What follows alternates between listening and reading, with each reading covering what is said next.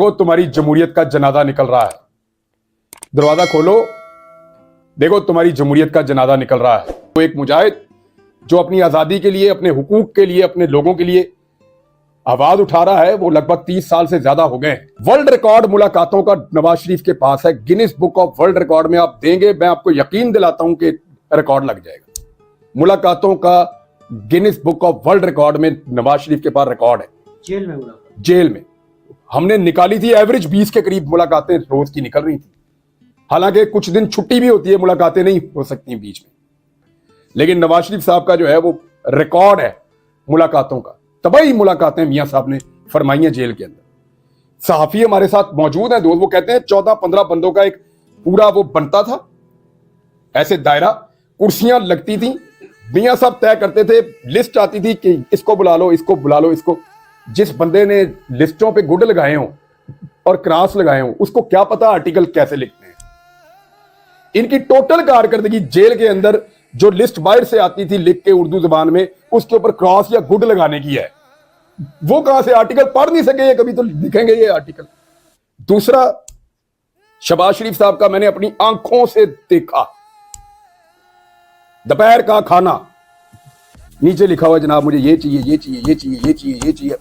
सेहतमंद आदमी इतना नहीं खाता, मैंने इस पे वीलॉग किया था उस दौर में, इनकी अपनी राइटिंग का मैंने देखा था। सेहतमंद बंदा इतना खाना नहीं खाता जो रायवंड में बना के इनकी लिस्ट जाती थी, इनके मुलाजिम लेके जाते। नाश्ते के टाइम जब आप खाना खा लें ना घर में, आपको कोई पूछे आपने दोपहर में क्या खाना, तो आप कहते हैं दोपहर में पूछी, पेट भरा हो तो बंदे को याद ही नहीं होता कि क्या खाना है। वो नाश्ते के टाइम जो लिस्ट बनाते थे ना दोपहर के और रात के खाने की, वो मैंने देखी है। अब खानों की लिस्टें बनाने वाले, मुलाकातों की लिस्टें फाइनल करने वाले जब ये देखें कि उनका मुखालिफ आर्टिकल लिख रहा है, भाई गश तो पढ़ेंगे आर्टिकल। एक आर्टिकल के तौर पे वो छपा है। इकोनॉमिस्ट ने भी मजाक ही बना दिया मुर्तजा सोलंकी साहब का, वो भी उसको मिनट बाद दोबारा पोस्ट कर रहे हैं। इनका ये कहना था कि ये उसको सहाफत सिखाएंगे द इकोनॉमिस्ट को। कई दफा सरकारी ओहदे लेने वाला सहाफी इकोनॉमिस्ट को बताएगा जाके कि सहाफत कैसे करनी है, तो फिर तो मेरे ख्याल में पूरी दुनिया में सहाफत की सबसे बड़ी यूनिवर्सिटी जो है वो पाकिस्तान में खोल के मुर्तजा सोलंकी को उसका वीसी बना देना चाहिए। इसके अलावा तो और कोई हल नहीं है। पहले इन्होंने इंडिया के साहिलों पे हमारा नाम रोशन किया जाके, जब बिलावल भुट्टो के साथ गए थे। गरीब मुल्क है, लेकिन जैसे ये लोग ट्रेवल करते हैं, हमारे दोस्तों का जो ट्रेवलिंग का हिस्ट्री है ना, सिर्फ आप वो देख लें। एक मखसूस टोला है सहाफियों का जो सियासतदानों के साथ ट्रेवल करता है। 5-5 दर्जन मरतबा उनके लाइफ टाइम में ट्रिप है। 5 दर्जन का मतलब है 50 से ज्यादा लाइफ टाइम में उनके ट्रिप्स की तादाद है ये। कई वज़राए आज़म और कई वजीर उन मखसूस सहाफियों के बगैर पाकिस्तान से बाहर कोई ट्रिप नहीं करते। वो जाते हैं, सरकारी खर्चे पर रहते हैं, इंजॉय करते हैं, फिर वापस आते हैं। तो ये इस तरह के सहाफी जब सरकारी ओहदे लेंगे और फिर ये बताएंगे कि सहाफत क्या होती है, तो सहाफत का फिटे मुंह ये पाकिस्तान में ही कर सकते हैं। द इकोनॉमिस्ट का ये कुछ नहीं बिगाड़ सकते। अब वो चिढ़ा रहा है हर थोड़ी देर बाद, जलजला आता है ना बड़ा, फिर आफ्टर शॉक्स 1 2 3 4, ये सोलंकी साहब के लिए आफ्टर शॉक्स आ रहे हैं। और जब तक इनको चाहिए माफी मांग लें इकोनॉमिस्ट से और उनको ये कहें कि मैं गलती से अपने आप को सहाफी समझ बैठा था, मैं माफी चाहता हूं, आप ठीक कर रहे हैं, शायद इनको माफी मिल जाए, वरना वो छेड़ेंगे, अब इनको चिढ़ाएंगे। एक तो ये। दूसरा देखें, 2021 की गालिबन बात है, मुझे एक कॉल आई ईवान सदर से।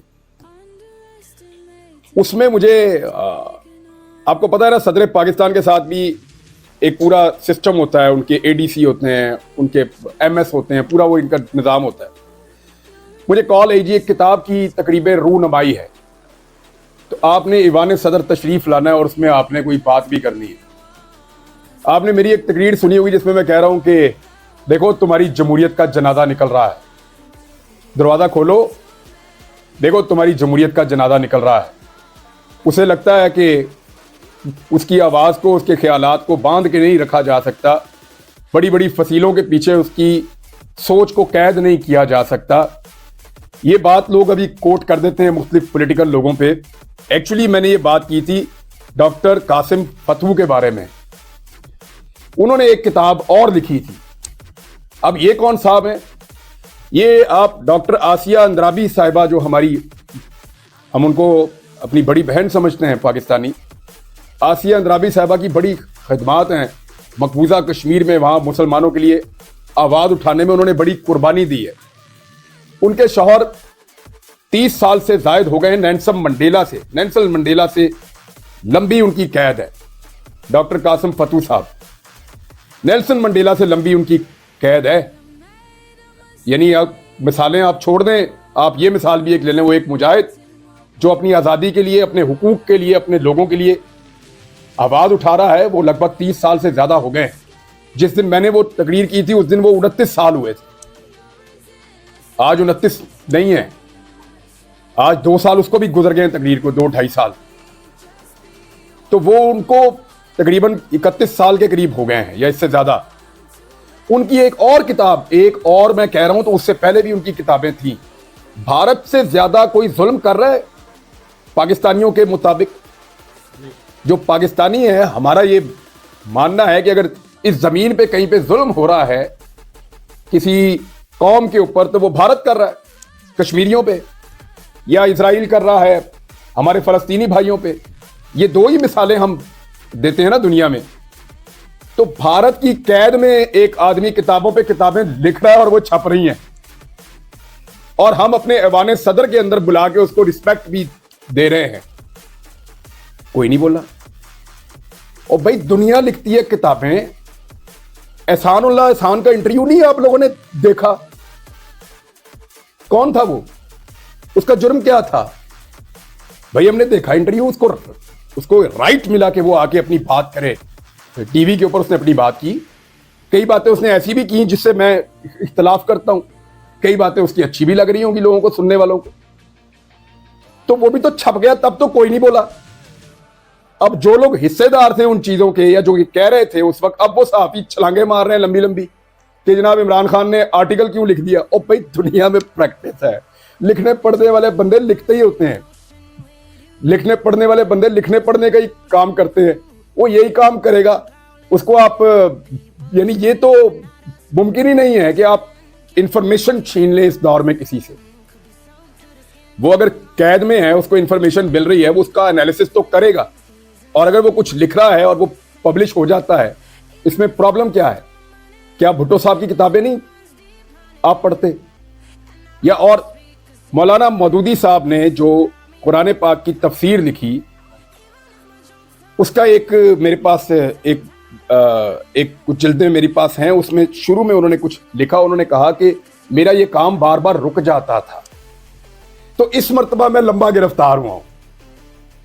तो मैं अब यहां पे अपने इस नेक काम को बड़ी तवज्जो के साथ और गौर के साथ अब इसको कर पाऊंगा। फिर उन्होंने शुक्रिया भी अदा किया, कुछ जो माविन थे, मदद कर रहे थे।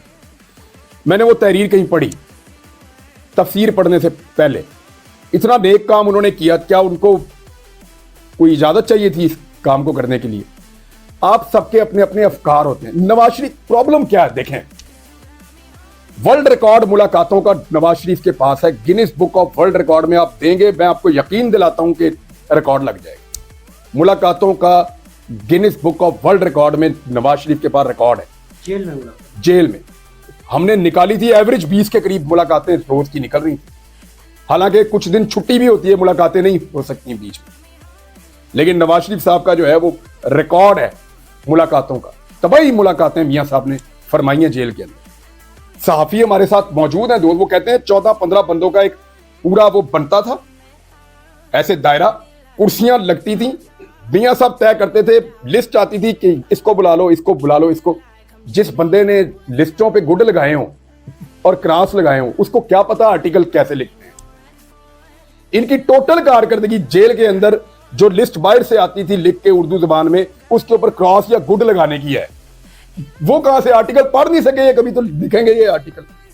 दूसरा, शहबाज शरीफ साहब का मैंने अपनी आंखों से देखा, दोपहर का खाना, नीचे लिखा हुआ जनाब मुझे ये चाहिए, ये चाहिए, ये चाहिए, ये चाहिए, ये चाहिए। सेहतमंद आदमी इतना नहीं खाता। मैंने इस पे वीलॉग किया था उस दौर में, इनकी अपनी राइटिंग का मैंने देखा।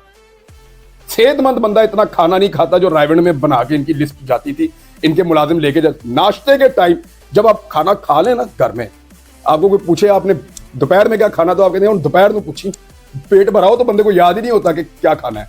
वो नाश्ते के टाइम जो लिस्ट बनाते थे ना दोपहर के और रात के खाने की, वो मैंने देखी है।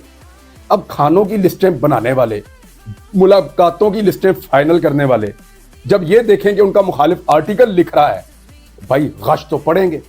अब मामला ये है कि हमारे वो सारे दोस्त जो बहुत परेशान हैं, मैं उनसे हमदर्दी कर सकता हूं क्योंकि लीडर के नाम पे उनको एक ऐसी आइटम मिली है जो आर्टिकल नहीं लिख सकते, बल्कि अगर वो खुद लिख दें तो वो उसको पढ़ नहीं सकते। ये हालात।